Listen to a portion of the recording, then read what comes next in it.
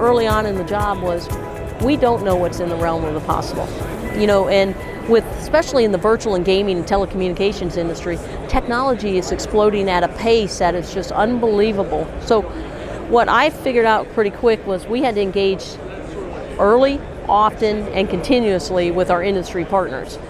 And we needed to go out and explain to them, here's what STEVE Vision is, and here's what we're trying to achieve. And then let industry come up with the innovative ways that could help us achieve that, and we just judge which one is best that will meet our need. And so that is a cultural change. And what I have found is that after being here for 3.5 and this being my 4th one, talking to industry, telling them what we need, why we need it, how we need it, and getting to that shared understanding is one of the most important things, because if we spend all this time engaging with them, they'll tackle our tough problems. I just need to let them know. And what I'm excited about here right now is I'm walking around and I am seeing it everywhere I go.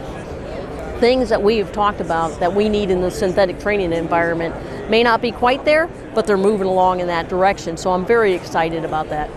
There are a number of things, I think. One is, I think government needs to really understand what's out there, and some countries are doing a better job than others of kind of reaching out to industry and kind of assessing the art of the possible. So it's not what's available now, but it's what will be available in 2 to 3 years' time.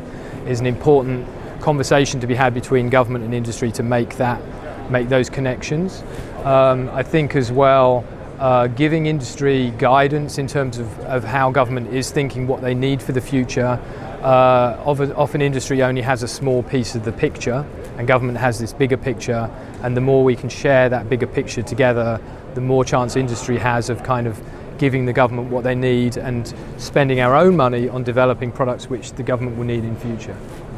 Yeah, I think that's right back to the OTA process. I think we're seeing that happen a lot, especially in this community here in Orlando, where like the T-Rex consortium is rapidly acquiring, pushing out requests for solutions, asking for ideas and concepts and prototypes, and then rapidly getting those developed and fielding them, getting them in the hands of soldiers, and getting them out to the field.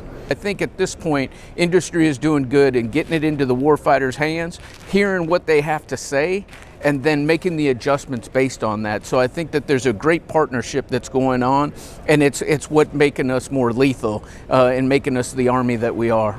And for me, that is why I'm at Collins, because in business development, I get to be the voice of the customer here.